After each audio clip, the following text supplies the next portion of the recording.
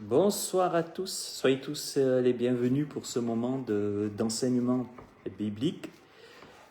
Alors j'espère que vous passez tous une très bonne journée en ce dimanche. En étudiant les épîtres de Pierre, je me suis aperçu d'une chose, c'est que pour l'apôtre Pierre, obéir, c'est souffrir. Et je me suis aussi aperçu donc que la souffrance, donc toujours dans ces épîtres, la souffrance qui est exposée, elle est même plus que dans toute autre portion des Écritures.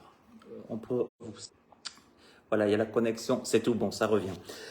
Donc, quand on ouvre notre Bible, qu'on se penche sur les livres, les épîtres de Pierre, on va s'apercevoir en effet que Pierre mentionne souvent la souffrance dans notre marche chrétienne, ici-bas, mais souvent, il met la souffrance avec la gloire future en contraste, avec la souffrance actuelle. Ça veut dire, l'apôtre Pierre va associer la souffrance du chrétien sur terre, sa marche, une marche de souffrance, mais il va l'associer donc avec la gloire future. Donc, pour une gloire future, pour Pierre, il faut souffrir.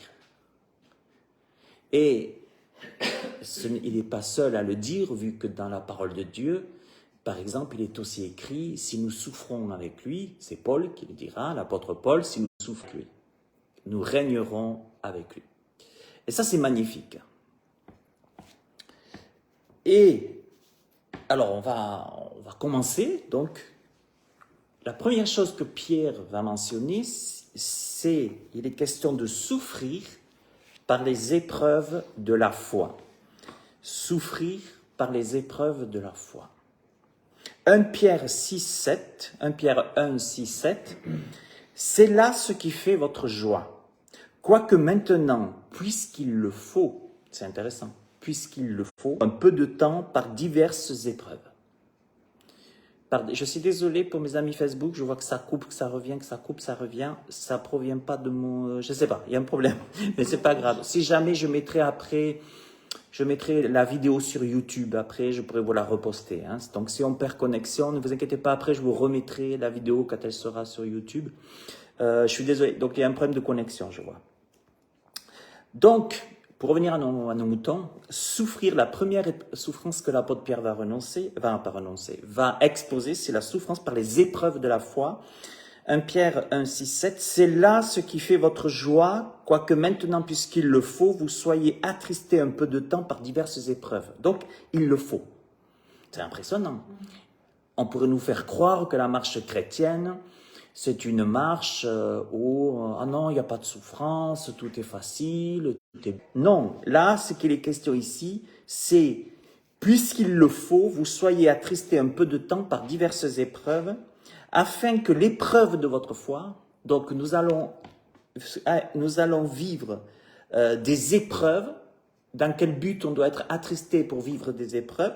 Dans le but afin que l'épreuve de votre foi, plus précieuse que l'or périssable qui cependant est éprouvé par le feu, ait pour résultat la louange, la gloire et l'honneur lorsque Jésus-Christ apparaîtra.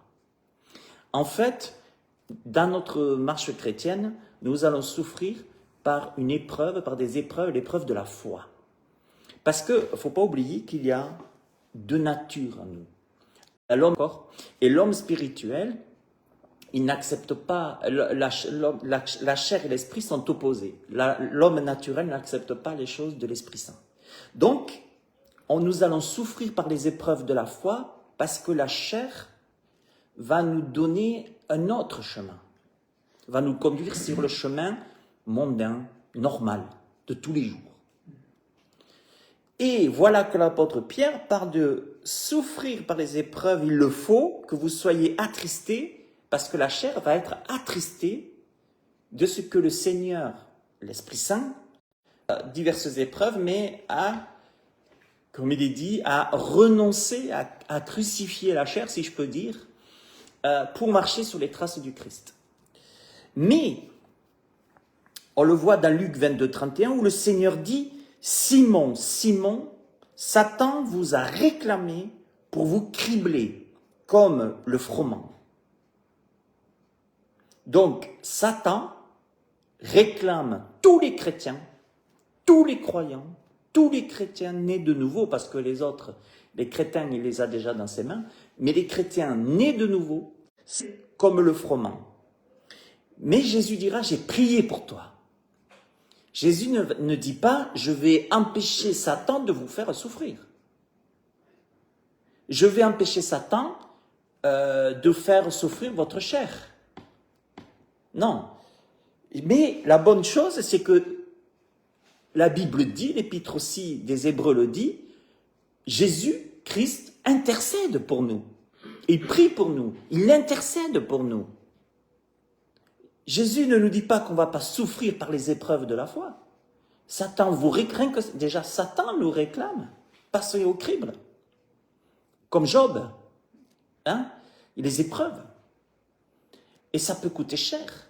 Dans l'Épître aux Hébreux, il est dit quoi? Que Jésus-Christ est notre médiateur, qu'il est assis à la droite de Dieu aussi, et qui prie pour nous, et qu'il intercède, comme il l'a fait pour ses disciples, afin que nous puissions garder la foi.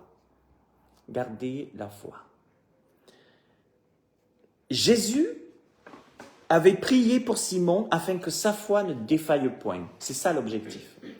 Satan fait tout et va tout faire pour que notre foi défaille. C'est son but. Parce que s'il touche à notre foi, il touche à notre âme. C'est selon notre foi qu'il y aura des miracles. C'est selon notre foi que nous allons voir, je lève les yeux vers la montagne, les problèmes vont s'effondrer. C'est d'après notre Jésus, la foi est faible, que votre foi est faible. Et c'est pour ça que c'est important de se dire, Jésus a dit, mais je prie pour vous, pour que votre foi reste forte. Parce que si votre foi n'est pas forte, si vous ne souffrez pas par votre foi, dans votre foi, vous allez faillir. On a plusieurs exemples dans la Bible. On a aussi, c'est Pierre. Hein. Je pense aussi quand on voit sur l'eau qu'il marchait, que Jésus marchait sur l'eau. Connu toutes ces choses, hein, il sait de quoi il parle. Et on peut vite couler lorsqu'on ne regarde plus au Seigneur, lorsqu'on ne marche pas vers lui. Et puis ce qui est intéressant aussi, c'est que Jésus, il dira, quand tu seras converti, ça veut dire que tu ne peux pas vivre la foi, tu ne peux pas être debout, tu ne peux pas vivre une vie de vraie foi si tu n'es pas converti. La foi que nous avons n'est pas la foi du monde. La foi, notre désir n'est pas, nous marchons par la foi du Christ, nous marchons par la foi, dans la foi chrétienne, dans les enseignements du Christ. Et si nous nous convertissons, si on ne se convertit pas, qu'est-ce qui va se passer? Jésus dira, mais quand tu reviendras, quand tu te convertiras, quand tu auras fait un demi-tour, hein, tu pourras fortifier les autres. Parce que tu l'auras vécu. Tu l'auras vécu. Comment peux-tu dire à quelqu'un, eh bien moi, j'y vois des miracles, parce que je marche par la foi, des miracles dans mon ministère, je vois des miracles dans ma propre vie. Comment peux-tu témoigner de cela à quelqu'un si tu n'es pas converti? Si tu ne marches pas par la foi du Seigneur, si tu ne laisses pas le Saint-Esprit dominer. Par l'Esprit, la Bible dit, faites mourir les actions de la chair. Et Jésus, il dit, mais quand tu seras vraiment converti, hein, il lui dira, quand tu seras converti, affermis tes frères. Hein. C'est de dire aux frères et sœurs, c'est de dire aux chrétiens, c'est vraiment de leur dire, écoute, ce que j'aimerais te dire, c'est que j'ai vécu ça. J'ai vécu ça. Ça, c'est la foi. Voilà. Ok, je souffre. Je souffre. On ne cessera de souffrir même. Pour l'apôtre Pierre, à cause de la véritable foi que nous avons. Parce qu'il ne faut pas oublier que notre véritable foi, la foi que nous avons, elle est complètement moquée, étrangère aux yeux des païens, aux yeux du monde. Même ceux qui se disent chrétiens, mais qui ne le sont pas en pratique, qui disent je suis croyant mais pas pratiquant, ils ne pratiquent pas donc, même ceux qui se disent chrétiens, ils vont dire que la foi que nous avons, ils vont se moquer de nous. Ils vont se foutre de nous. Et c'est ça la souffrance. Obéir, c'est souffrir pour Pierre. C'est souffrir. Souffrir quand Pierre parlera des moqueries. On va souffrir par les moqueries du plan. Donc, premier point, première souffrance relevée dans les épîtres de Pierre, souffrir par les épreuves de la foi. La chair a des désirs contraires de ceux de l'esprit. Deuxièmement, Pierre va nous dire quoi? Que nous allons souffrir par les épreuves de la conscience. Je vais vous lire le verset. 1 Pierre 2, 19. Car c'est une grâce que de supporter des afflictions par motif de conscience envers Dieu. Quand on souffre, c'est une grâce devant Dieu de supporter des afflictions, donc affligés, des afflictions, des moqueries, par motif de conscience envers Dieu, la conscience. On va le voir. En effet, quelle gloire y a-t-il à supporter de mauvais traitements pour avoir commis des fautes? Mais si vous supportez la souffrance lorsque vous faites ce qui est bien, c'est une grâce devant Dieu. Le chrétien, né de nouveau, le croyant, a une conscience. Nous avons une conscience. Et l'apôtre Pierre dit, quand on souffre justement, voilà, c'est une chose. Souffrir injustement, ça. Je voudrais maintenant détailler cela pour que vous puissiez bien comprendre l'histoire de la conscience, avoir une conscience. C'est l'apôtre Paul dans Actes 24, 16 qui dira « C'est pourquoi je m'efforce d'avoir constamment une conscience sans reproche devant Dieu et devant les hommes. » Actes 24, 16. Je m'efforce tous les jours. Et rien que ça, c'est pas facile. Vous vous levez demain matin, vous allez vous dire « Je vais m'efforcer aujourd'hui d'avoir constamment une conscience sans reproche. » Vous voyez la souffrance que Pierre veut relever, et Paul aussi, d'avoir une conscience sans reproche. Parce que s'il arrive à nous accuser, à toucher notre conscience, il va nous affaiblir. Et comment je peux témoigner si je n'ai pas une conscience sans reproche? C'est un gros défi. Et il est dit, je le redis, l'apôtre Paul, acte 24, 16, « C'est pourquoi je m'efforce d'avoir constamment une conscience sans reproche devant Dieu et devant les hommes. » Mais en même temps, c'est notre force d'avoir une conscience sans reproche. Je sais en qui j'ai cru. Je sais que ma foi, que Dieu est vivant.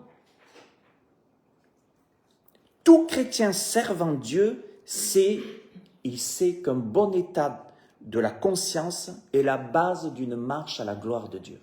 Il faut avoir une conscience tranquille. Le diable veut nous faire douter pour nous faire douter notre conscience. Si j'ai ma conscience tranquille, il y a une expression qui dit « mais moi j'ai ma conscience tranquille ». Dans les affaires, souvent, il y a un lésé, une personne lésée ou autre. Moi j'ai ma conscience tranquille. Mais Dieu nous demande, c'est une force, c'est une force nécessaire pour marcher avec Dieu, d'avoir la conscience tranquille. Vous pouvez me cracher dessus, vous pouvez vous moquer de moi, vous pouvez m'enlever la paille de mon œil, vous pouvez... Moi, j'ai ma conscience, elle est intacte. Je sais en qui j'ai cru, je sais en quoi je crois. Vous pouvez même m'abandonner, même si mon père ou ma mère m'abandonne, l'Éternel me recueillera. J'ai une conscience, et celle-là, le diable ne la touche pas. Je vais veiller à ce que le diable ne la touche pas. Parce que dès que ma conscience, dès que je vais donner à peine un petit peu au diable sur ma conscience, le doute va s'installer et ça risque de déraper. Donc, malheureusement, ça c'est pas la bonne nouvelle, mais c'est nécessaire, la conscience, elle est une faculté que Dieu nous a donnée quand il nous a créés. Elle est une faculté qui doit être éduquée. Eh oui. Un enfant qui va naître, va se développer, il y a une conscience qu'elle a. Et qu'est-ce qu'il va faire l'enfant? Il va regarder et tout ça. Il y aura une conscience qui va se développer. Mais elle doit être éduquée, cette conscience. Parce que comment je ne peux pas servir Dieu et Baal? Je ne peux pas avoir deux consciences, j'en ai qu'une. Elle doit être même dans sa croissance, la croissance de notre foi, la conscience, elle doit être éduquée, comme je l'ai dit, elle doit être cultivée et exercée. La conscience, voilà, Dieu travaille notre conscience. Nous souffrons par les épreuves de la conscience, dira l'apôtre Pierre. C'est une souffrance. Et Paul dira quoi? Je le redis. C'est pourquoi je m'efforce d'avoir constamment une conscience sans reproche devant Dieu et les hommes. Ça, c'est une preuve de maturité chrétienne. Le jour où tu te dis, maintenant j'ai une bonne conscience, sans reproche spirituellement. Là, je suis mature spirituellement. Et n'importe, je peux être jeté en prison, je peux être calomnié, je peux être persécuté. Si j'ai une bonne conscience, on va passer le cap. Mais elle est travaillée et on doit souffrir pour ça. Parce que la chair, je le redis, elle a des désirs contraires. Parce que quand on va arriver devant Dieu, le jour où le Seigneur va nous reprendre, quand on va arriver devant Dieu, on ne sait pas quand on va mourir. Quelle conscience on aura devant lui? Ça, c'est une bonne question. Parce qu'il ne faut pas croire que quand on va mourir, on va plus rien, nous, on ne va plus rien savoir. Non, parce que lui, on saura les choses. Pour les croyants, et il y a les jugements des autres, pour les incroyants. Mais quand on va être devant le Seigneur, quelle sera notre conscience? Oh, on sera toujours pécheur, mais ça, le Seigneur, il préfère les pécheurs qui le savent et qui se repentent afin d'avoir une bonne conscience, qui travaillent pour être forts. C'est pour ça qu'il ne faut pas forcément, quand on regarde quelqu'un dans l'église qui paraît très spirituel, très louange, très colère, ce n'est pas forcément un signe de ça. Ça, c'est l'apparence. Une bonne conscience devant Dieu pour les gens qui ne se tourneront pas vers le Seigneur. Ceux qui ne vont pas se tourner vers le Seigneur, devant Dieu, quand ils vont mourir, ils vont avoir la conscience parce que, très affaiblis, ils vont avoir même honte devant le Seigneur. Ils ne vont même pas lever les yeux devant le Seigneur.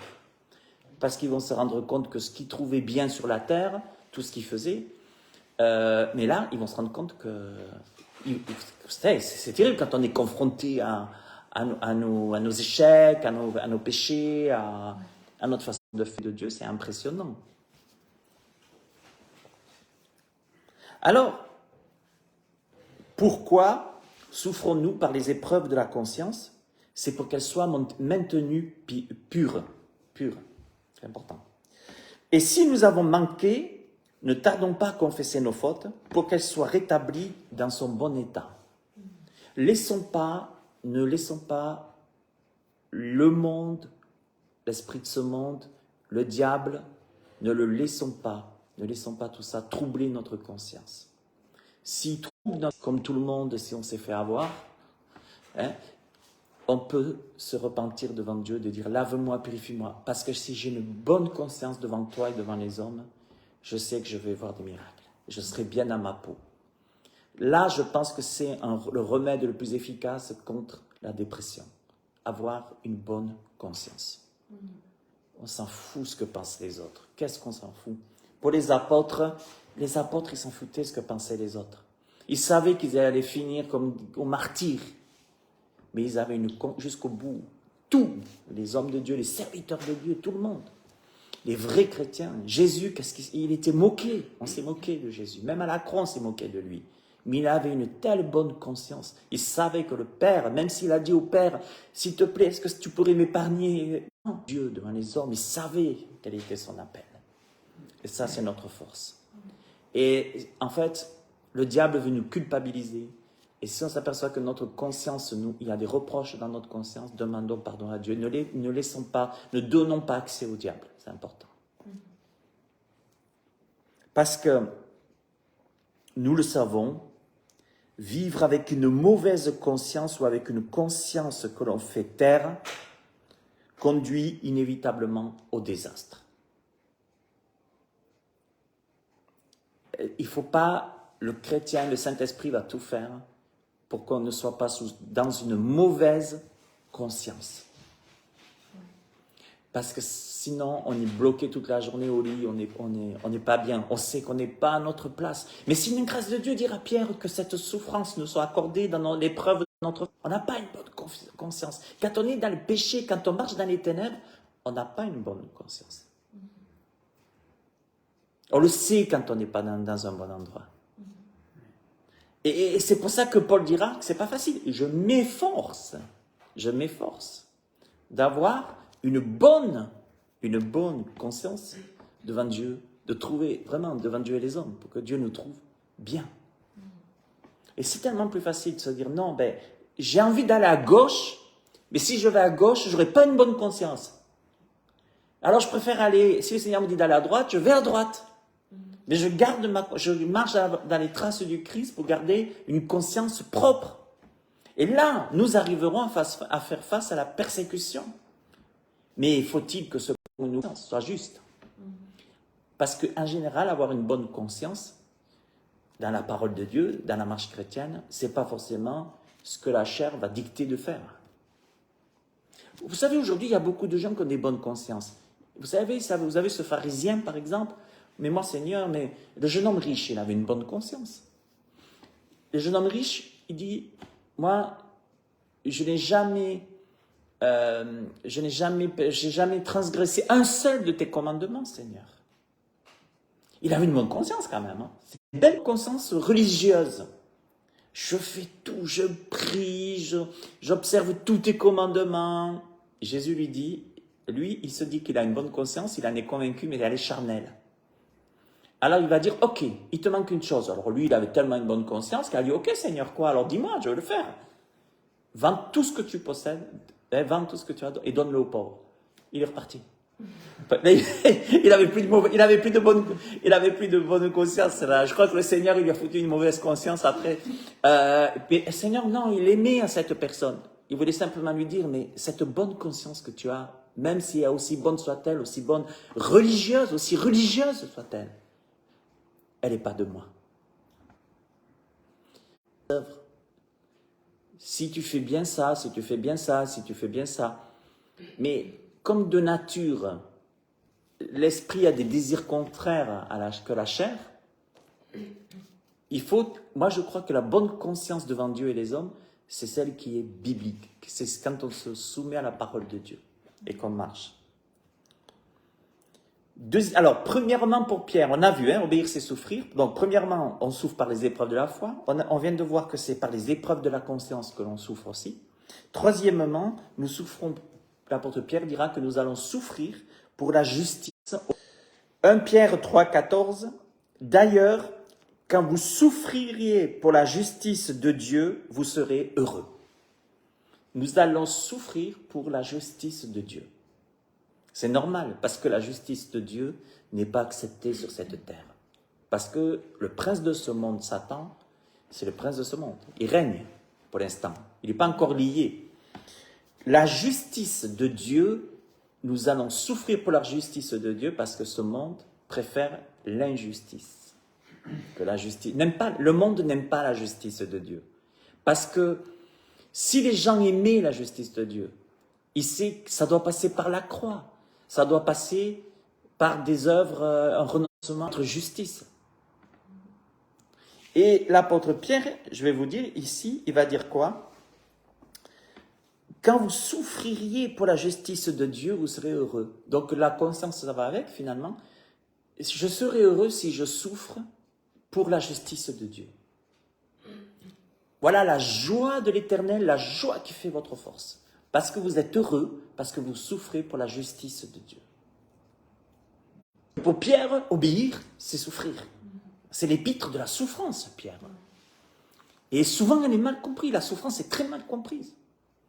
Et là, moi, ça me motive à souffrir quand j'entends Pierre, quand on travaille le texte, qu'on l'étudie.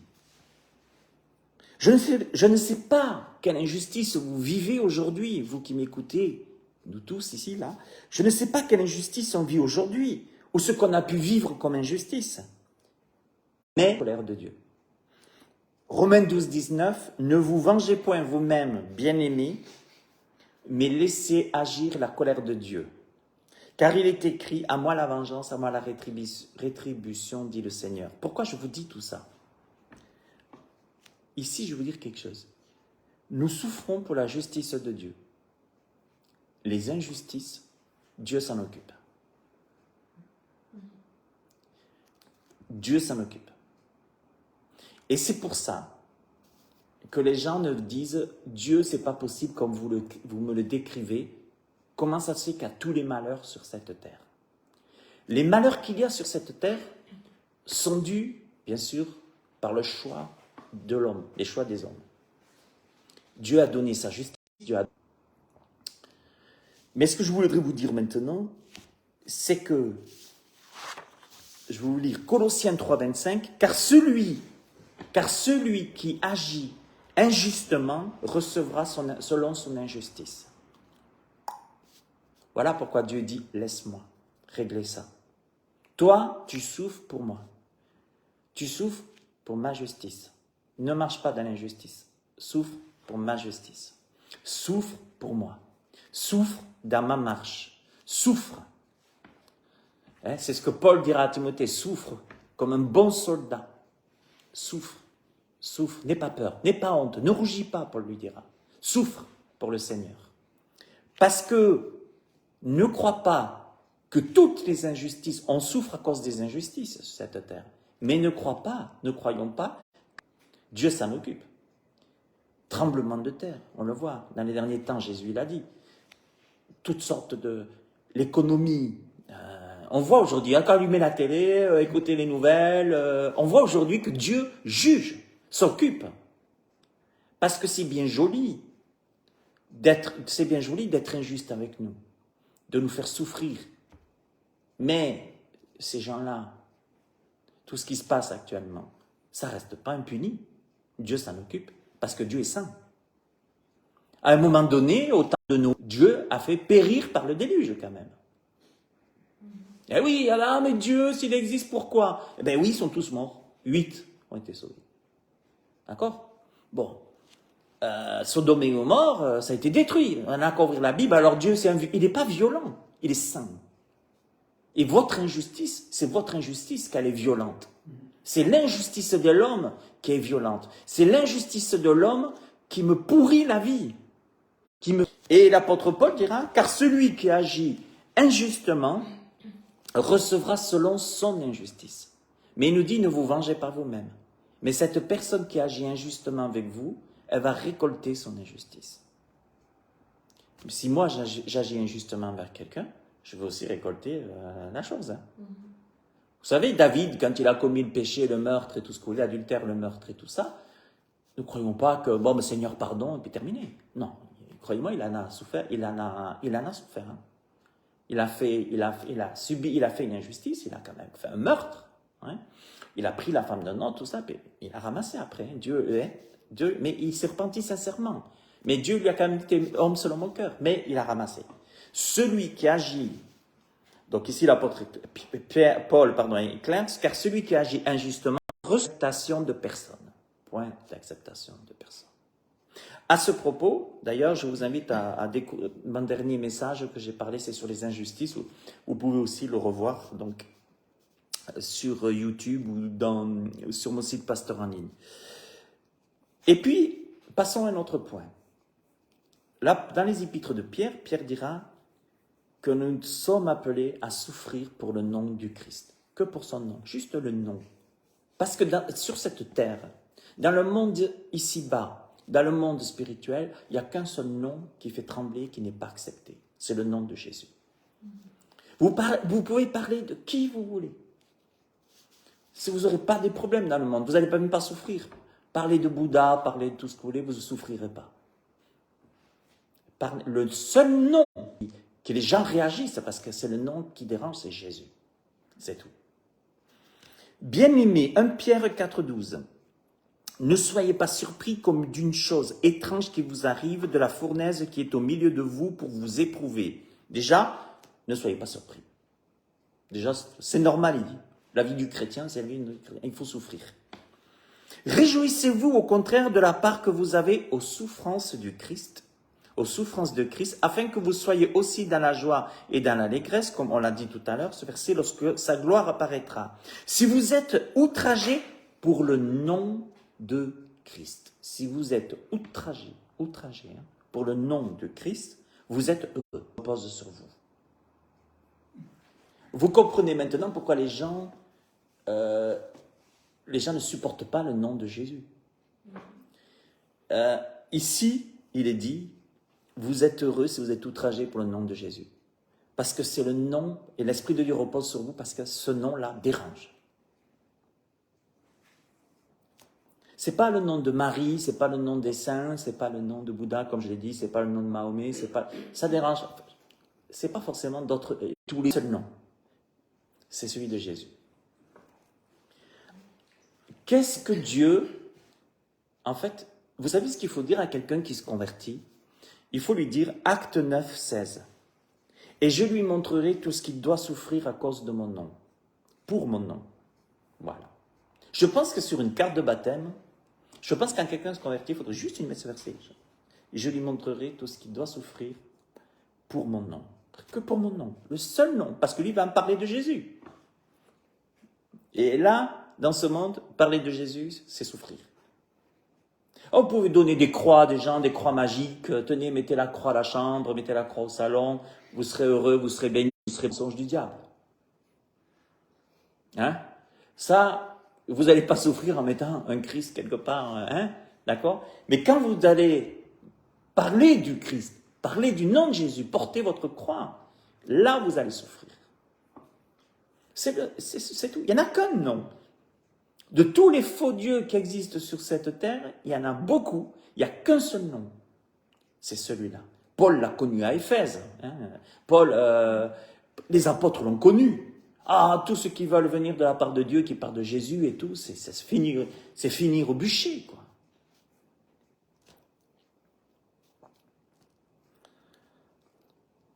Vous savez, la Bible parle de beaucoup de souffrances pour le nom de Christ. Elle parle beaucoup de la souffrance pour le nom de Christ, la Bible. Ça aussi, c'est quelque chose à découvrir.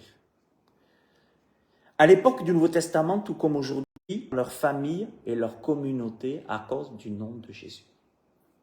Et aujourd'hui, c'est pareil. Il y a des familles qui ne supportent pas le nom de Jésus. Or, quand quelqu'un se convertit,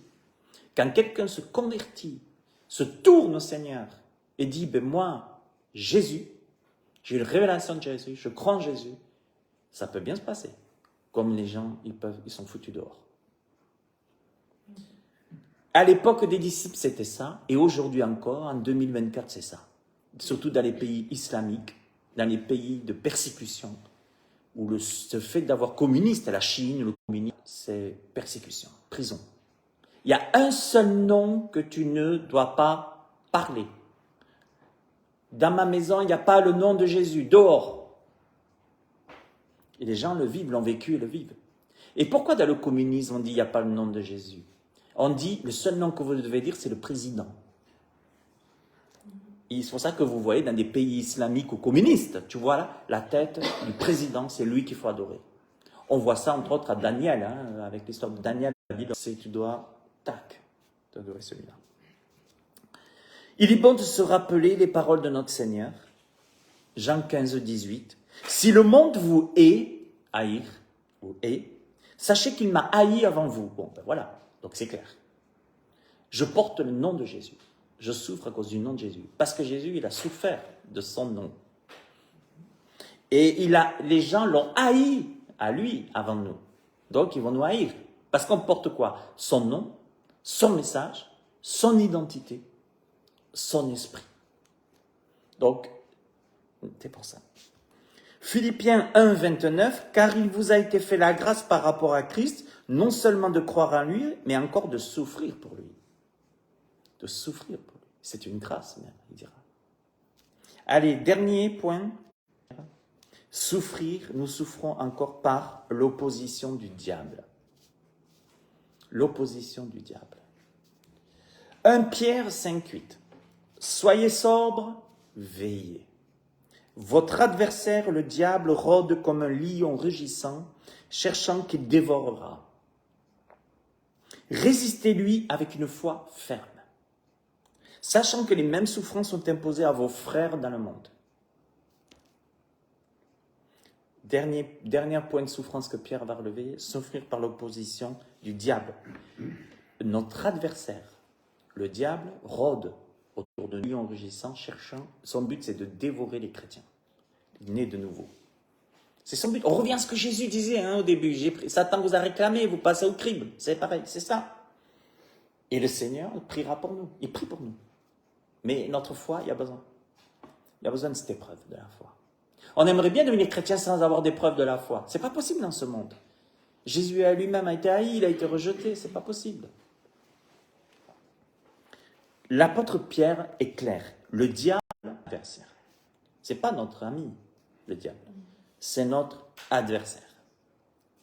Chaque enfant de Dieu est une proie potentielle pour le diable.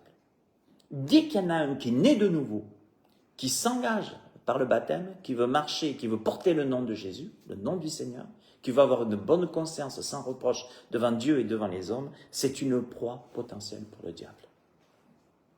Et le diable, lorsqu'il y en aura un autre contre nous, jusqu'à ce que le Seigneur nous reprenne, nous qu'on ne sera plus là, et après le Seigneur qui interviendra, il va le lier pendant 1000 ans avec la bête et le faux prophète.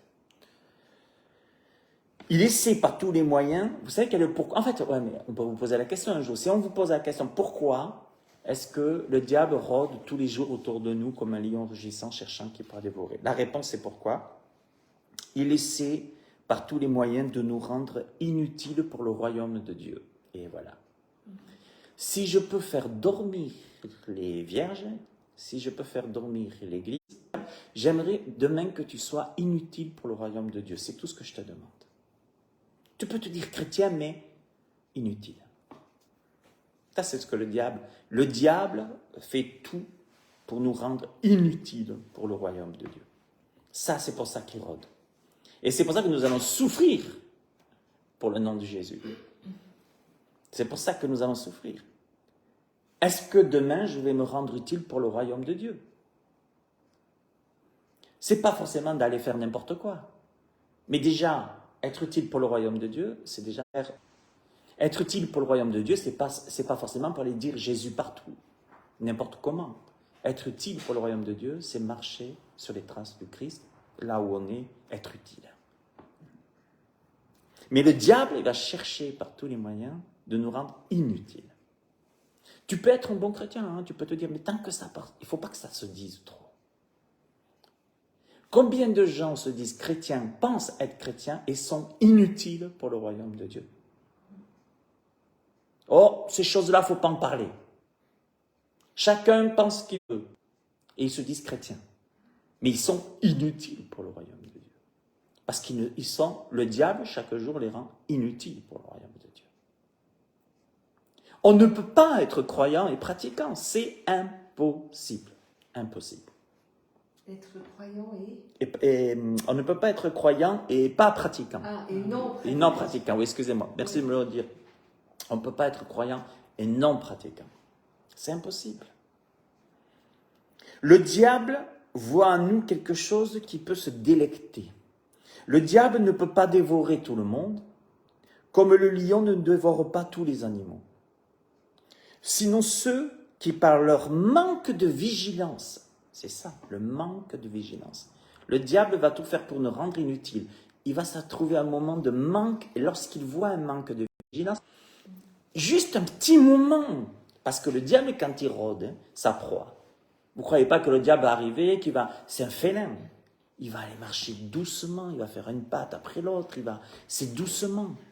On ne saura même pas qu'il est à côté. Et lorsqu'il voit quelqu'un qui manque de vigilance et qui manque d'expérience. Vous savez que si vous étudiez, c'est beau de voir un peu la vie des animaux. Il y a des animaux qui arrivent à fuir le lion parce que le lion, il vient, il essaie de dévorer, et ceux qui manquent de vigilance et d'expérience, ils se font dévorer par le lion. Mais il y en a d'autres, ils ne sont pas bêtes. Ils ont compris, ils tournent leur tête comme ça, vous voyez les animaux, ils sentent quelque chose. Parce qu'ils ont eu l'expérience, ils ont de l'expérience. Ils ont de l'expérience, alors ils savent exactement comment.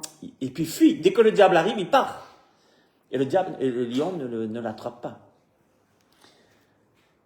Et le diable, quand il voit justement ces personnes, si l'animal fuit, par exemple, on revient à l'animal, donc le diable a perdu, le lion a perdu. Et c'est pareil avec nous. Mais quand on ne peut plus se dégager, imaginez une fois que le diable nous a pris, il chope sa proie. Qu'est-ce qui se passe? Si nous ne savons pas, nous n'avons pas l'expérience d'anticiper sa façon de faire, au diable et tout, si on manque d'expérience, comment allons-nous nous dégager de ces pièges et de ces attaques et de ces griffes après? Pas évident, une fois qu'on est pris. on risque de souffrir et on va souffrir. Et on doit crier au Seigneur pour nous délivrer. Parce que sinon, le diable est lui. Le diable ne peut dévorer que certaines personnes, c'est celles qui ne sont pas sobres, celles qui se laissent distraire et celles qui ne sont pas vigilantes. C'est celles-là qu'il arrive à choper, le diable. C'est-à-dire celles qui ne sont pas sobres, parce que vous voyez, par exemple, si on parle de la sobriété, par exemple, si on parle de l'alcoolisme, si on n'est pas sobre, on ne fait pas attention à tout, il y a bien des malheurs. Celles qui ne sont pas sobres, celles qui se laissent distraire et celles qui ne sont pas vigilantes. Donc cela, le diable, il les chope. Éphésiens 6,10, et je termine avec ça. Au reste, fortifiez-vous dans le Seigneur et par sa force toute puissante. Revêtez-vous de toutes les diables, toutes les armes de Dieu. Car nous n'avons pas à lutter contre la chair et le sang, mais contre les dominations, contre les autorités, contre les princes de ce monde, des ténèbres, contre les esprits méchants dans les lieux célestes. C'est pourquoi prenez toutes les armes de Dieu afin de pouvoir résister dans le mauvais jour et tenir ferme après avoir tout surmonté. Même après avoir tout surmonté, tenir ferme. Non, c'est pas grave, laisse, c'est pas grave. Vous voyez ce que je veux dire? C'est ça. Donc, c'est clair. Si nous voulons tenir ferme devant le diable et ne pas se laisser attraper par lui, de Dieu. Et à un moment donné, l'apôtre, par la suite, je ne vais pas le lire, il va les énumérer. Il y a le casque du salut, il y a l'épée de l'esprit, il y a plus de la cuirasse, de la justice, etc. Et surtout la parole de Dieu. Parce que le diable, il y a une chose qu'il connaît et qu'il ne supporte pas, c'est la parole de Dieu. Et vous verrez, c'est pour ça que si le chrétien ne lit pas la Bible, si le chrétien ne prie pas, si le chrétien ne passe pas du temps avec le Seigneur, ça ne va pas tarder que la vigilance va manquer. Parce que le diable, quand il vient, il connaît la Bible. C'est ça le problème. Et lui, il va venir vers quelqu'un. S'il voit quelqu'un qui en est juste au lait spirituel, il va le griller en 5 minutes. Je dis bien 5 minutes. Parce que lui, il va dire, ah bon, Dieu a-t-il réellement dit? Oh ouais, quoique, peut-être. C'est vite fait. Lui, il sait le faire. Il sait le faire. C'est comme aujourd'hui, vous avez les arnaques sur Internet. Combien de fois, moi, l'autre fois, je suis allé chez une cliente, il y avait une attaque sur Internet, et ils y arrivent à arnaquer les gens. Et vous croyez être debout, mais vous allez tomber si vous ne faites pas gaffe. Donc, c'est pour ça que ce qui est important au jour d'aujourd'hui, c'est de faire quoi? Comme les Juifs de Bérée, chaque jour, il faut lire les Écritures. Il faut les lire. Parce que le diable, il connaît mieux la Bible que bien des chrétiens. Et c'est que là, s'il manque de vigilance, il chope. Donc, les points, vous vous en souviendrez? De toute façon, je vais le mettre sur l'enseignement, va être sur YouTube. Obéir, c'est souffrir pour Pierre, souffrir par les épreuves, souffrir pour la justice au milieu des injustices, souffrir pour le nom de Christ, souffrir par l'opposition du diable. Je voudrais juste nous dire, mes amis, que si vous voulez trouver cet enseignement, l'écrit, c'est sur mon site Pasteur en ligne, il y a donc le dernier article que j'ai posté, Pierre, obéir, c'est souffrir. Vous retrouverez tout ce que je viens de dire. La feuille que j'ai imprimée, c'est la feuille justement que j'ai pris de mon site. Je vais mettre, je suis désolé, je sais que plusieurs fois il y a eu des coupures de connexion, j'espère que vous avez pu entendre en tout cas pas mal de choses, mais sinon je vais vous remettre, heureusement j'avais un autre moyen aujourd'hui, j'espère qu'il va marcher, où je pourrai vous mettre la vidéo sur YouTube, que vous puissiez tout entendre. Que Dieu vous bénisse, merci beaucoup en tout cas de votre soutien, merci de votre confiance et à bientôt, au revoir.